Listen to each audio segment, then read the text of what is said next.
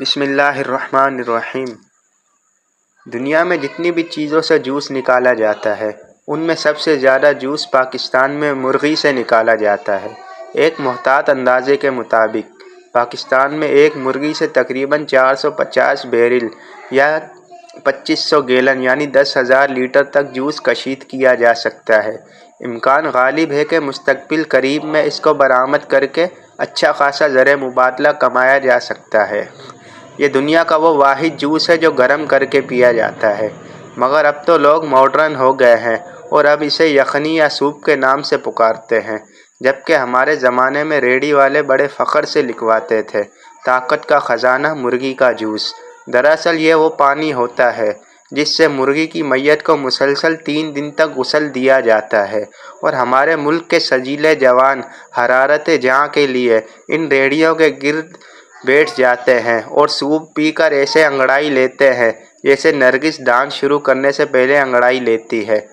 در حقیقت یہ وہ کلف زدہ پانی ہوتا ہے جو 10 منٹ بعد ٹھنڈا ہو کر نہ صرف جوڑوں میں بیٹھ جاتا ہے بلکہ سینہ بھی بند ہو جاتا ہے۔ پورے پاکستان کی طرح ہمارے شہر میں بھی سر شام ان مرغیوں کا جوس بنایا جاتا ہے، جہاں پر مرغی کی میت کو پتیلے سے 1 فٹ دور تختے دار پر لٹکا دیا جاتا ہے اور ایک پاولے کی مدد سے رسم غسل شروع ہو جاتی ہے، اور لوگ کسی عقیدت مند کی طرح ریڑھی کے اطراف کھڑے ہو کر اس متبرک پانی سے جسم کو حرارت بہم پہنچاتے نظر آتے ہیں۔ اگر زیادہ عیاشی مطلوب ہو تو ایک انڈا اور مرغی کی ایک پتلی سی چھیت بھی کپ میں شامل کی جا سکتی ہے۔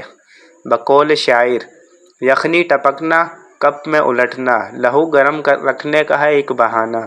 مورخ شکوہ کرتے ہوئے لکھتا ہے کہ یخنی والوں پر سے بھی میرا ایمان اسی دن اٹھ گیا جس دن میں 50 روپے کا سوپ لینے گیا تو مجھے دھتکار دیا گیا اور 100 باتیں بھی سنائی گئی، مہنگائی کا رونا بھی رویا گیا، اور کہا بچوں تبدیلی آ گئی ہے، 50 روپے کا سوپ شوپ نہیں ملتا۔ چنانچہ میں 50 روپے کے نوٹ کو لنڈے کے کوٹ کی جیب میں واپس ڈالا، سوپ کے پانی سے گرم ہونے کے بجائے شرم سے پانی پانی ہو کر گھر واپس آ گیا،